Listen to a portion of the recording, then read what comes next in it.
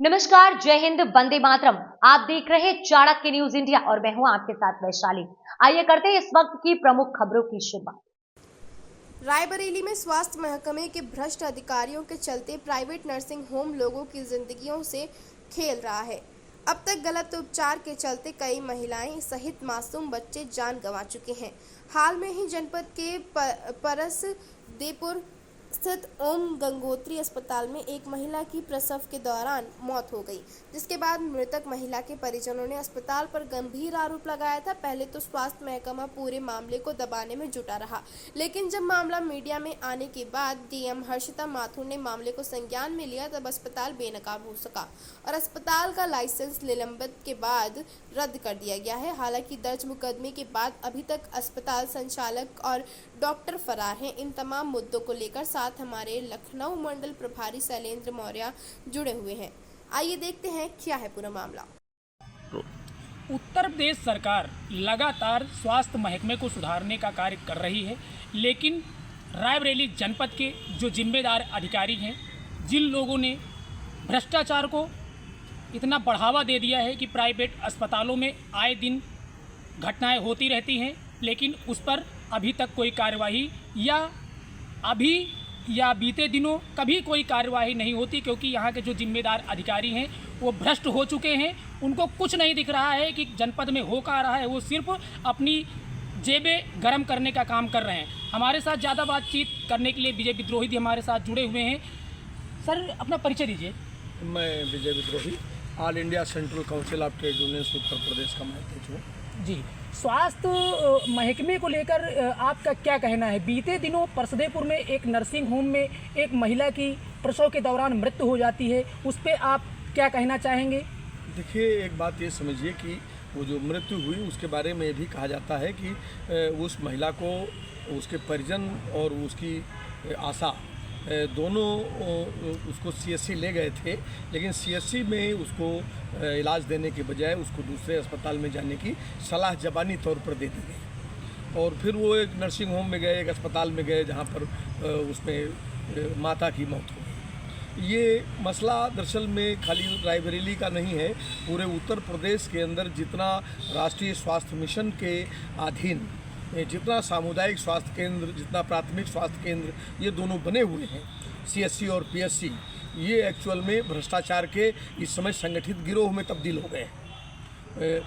इनमें प्रसव के लिए जब आशा वर्कर किसी को ले जाती है तो उसे तागा खरीद के लाओ बाहर से, धागा खरीद के लाओ बाहर से, 3000 रुपया जमा करो, डॉक्टर साहब को चाहिए 500 रुपया प्रसव कराने वाली दाई से लेकर के और स्टाफ नर्स को चाहिए। तो वो पूरा एक सिस्टम है। 5000 रुपया वो सीएससी में भी उसका अंततः खर्च ही हो जाता है, दवा भी बाहर से ही खरीद ली। तो इतनी बुरी दशा में तो बहुत सारे लोग अपना चयन कर लेते हैं कि जब 5000 हमको यहीं घूस देना है, 6000 यहीं खर्च करना है, 10000 यहीं खर्च करना है, तो हमको निजी अस्पताल में हम चले जाएं। बहुत बार ऐसा होता है। निजी अस्पतालों का हाल सब लोग जानते ही है, उनकी क्या दशा है। तो रायबरेली में जो घटना ये परसदे वाली और पुर वाली घटना है, वो भी घटना दरअसल में इसी का एक हिस्सा है। ये तो एक सामान्य प्रक्रिया है। इससे भी ज़्यादा भयानक एक स्थिति मैं आपके सामने रखूँगा कि कुशीनगर में एक सामुदायिक स्वास्थ्य केंद्र है, दुदही सामुदायिक स्वास्थ्य केंद्र के अंतर्गत एक गांव की एक प्रसूता महिला, गर्भवती महिला पहले सीएससी में गई। सीएससी में उसको इलाज नहीं मिला तो वो उसको जो है वो एक निजी नर्सिंग होम में चली गई। उस नर्सिंग होम में उसने बच्चे को जन्म दिया। जन्म देने के बाद उसको वहीं पर 4000 रुपया बकाया रह गया, तो उसको वहाँ बैठा लिया। तीसरे दिन उस महिला को कुछ दलालों ने मिल करके छुड़ाने के नाम पर उसके बच्चे का 20000 में सौदा करा दिया। उस महिला ने 20000 रुपये में अपना बच्चा बेचा, और ये बच्चा जब बेच लिया तो वो 20000 मिला, उसमें 4000 नर्सिंग होम का अदा करके वो अपने घर चली आई।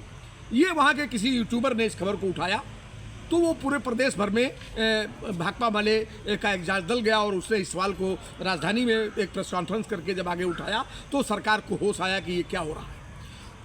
अब उसमें क्या हो रहा है, 7 तारीख में एक नोटिस जारी किया जा रहा है। 7 तारीख बीती 7 तारीख में एक नोटिस जारी किया जा रहा है। फंसाया किसको जा रहा है? उस अस्पताल की एएनएम को। उस अस्पताल की जो संगिनी है, जो गांव-गांव माने मॉनिटरिंग का काम करती है, आशा वर्कर को फंसाया जा रहा है कि इनके सहयोग से ये बच्चा बेचा गया और निजी अस्पताल में चली गई।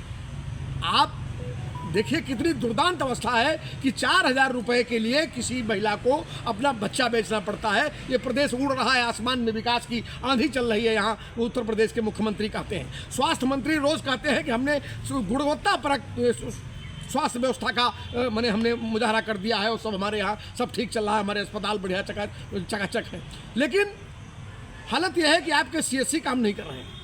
वो वहाँ पर मरीज जाता है तो पैसा चाहिए, डॉक्टर को पैसा चाहिए, नर्स को पैसा चाहिए, स्टाफ नर्स को पैसा चाहिए, वहाँ पर जाइए तो दाई को पैसा चाहिए, वहाँ चपरासी को पैसा चाहिए, झाड़ू लगाने वाले को पैसा चाहिए, वहाँ दवाइयाँ बाहर से लिखी जाएंगी। पूरे प्रदेश का ये हाल है। और इस संबंध में मैं खास बात बता दूँ, देवरिया में एक मंत्री को घेर करके,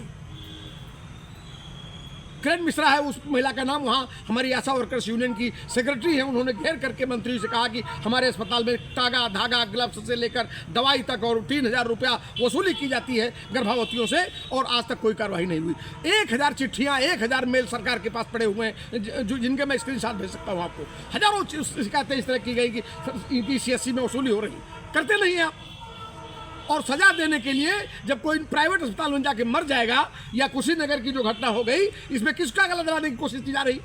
कल की तारीख में, कल 26 तारीख थी, 26 तारीख में 7 तारीख की चिट्ठी उसको रिसीव करा रहे हैं कि 7 तारीख में रिसीव कर लीजिए। बलि का बकरा बनाने के लिए 3 लोग मिले हैं। एनम इंजेक्शन लगाने जाती है, आशा ड्यू लिस्ट बनाती है गाँव में, और वो लिस्ट लेकर के वो खड़ी रहती है। एनम सबको बुलाती है, बच्चों को कि आप आइए, गर्भवतियों को बुलाती है कि इंजेक्शन लगवा लीजिए। मैंने जो इंजेक्शन लगाने का काम करती है, जो साल भर बच्चों का पोषण करती है, गर्भवती माओं का, उनको बलि का बकरा बनाने के लिए झूठ की एक कहानी गढ़ रहा है वहाँ का डिस्ट्रिक्ट एडमिनिस्ट्रेशन, और बचाने की कोशिश कर रहा है। और इसके जो वास्तविक जिम्मेदार हैं, जो NHM निदेशालय में बैठी हुई है, इसकी निदेशक जो ऑपरेट कर रही है, पूरे 2,000 करोड़ रुपए की वसूली है और 1.5 लाख करोड़ रुपए का घोटाला है, और दवाइयाँ सब गायब है, बिकी हुई दवाइयाँ हैं, TB की दवाइयाँ बिक जाती है, फाइलेरिया की दवा बिक जाती है। पूरा भ्रष्टाचार का जंगल राज है, हजारों करोड़ की लूट हो रही, उसको देखने वाला कोई नहीं है। गला दबाना है तो सबसे कमजोर में आशा है, फिर संगिनी है, फिर एनम है, और इसके आगे कुछ नहीं करना है। तो ये पूरे अस्पतालों में जो लूट मची हुई है, भ्रष्टाचार मचा हुआ है, लोग प्राइवेट अस्पतालों में जाने के लिए बाध्य हैं। प्राइवेट अस्पतालों में जो घटनाएं होती हैं तो फिर उसके लिए एक आशा मिल जाती है, जिसका गला दबा दीजिए, उसको नौकरी से निकाल दीजिए, उसको जेल भेज दीजिए, उसके खिलाफ मुकदमा लिखा दीजिए। सरकार अंधी है, गूंगी है, बहरी है, उसको सुनना नहीं। NHM डकैतों का गिरोह है। तो क्या लग रहा है, रायबरेली में ऐसी घटनाएं होती रहती नर्सिंग होम के ऊपर, तो 2/3 दवा निकाल लेते हैं और एक पत्ता दे देते हैं कि जाओ और सब पूरे गाँव को TB मुक्त कर दो। एक महिला ने कहा भाई TB की दवा कम दे रहे हैं आप, तो आपने उसको गिरा के मारा।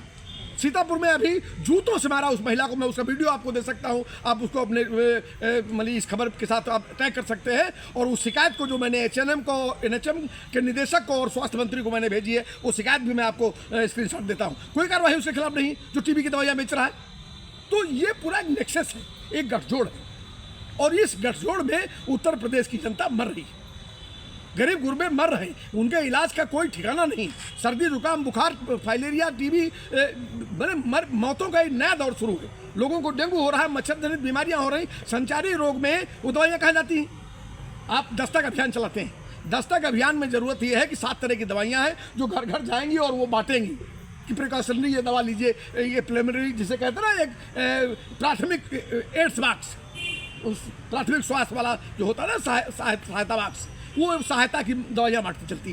कोई दवा नहीं दी जाती, उनको एक पोस्टर पकड़ा दिया जाएगा, आशा कर्मी को कहेंगे आप दस्तक करो, अपना फोटो खाली आप 30 घरों के सामने खड़े होकर हमको भेज दीजिए, वो खाली फोटो भेज रहे हैं। तो क्या लग रहा है सरकार में सिर्फ हवा हवाई हो रही, कोई काम सब नहीं हो कुछ रहा है? हवा हवाई हो रही, भ्रष्टाचारियों को पनाह दी जा रही, और लाखों करोड़ रुपया सालाना लूट हो रही, और इस लूट में सारे के सारे लोग शामिल है, और ये मेरा आरोप है। जी, आपका बहुत बहुत धन्यवाद हमारे चैनल से बातचीत करने के लिए। ये थे विजय विद्रोही, जो लगातार लोगों की आवाज़ उठाते रहते हैं। यहाँ रायबरेली में स्वास्थ्य महकमे में जो भ्रष्टाचार हो रहा है, और भी जो कमियां हैं, जो जिस विभाग की कमी रहती है उसको हमेशा ये भ्रष्टाचार से भगाने का काम करते रहते हैं। लेकिन ये है, अब देखने वाली बात ये है कि खबर चलने के बाद क्या यहाँ के जो भ्रष्ट अधिकारी हैं क्या कार्रवाई करते हैं। चाणक्य न्यूज़ इंडिया से शैलेंद्र मौर्य, रायबरेली।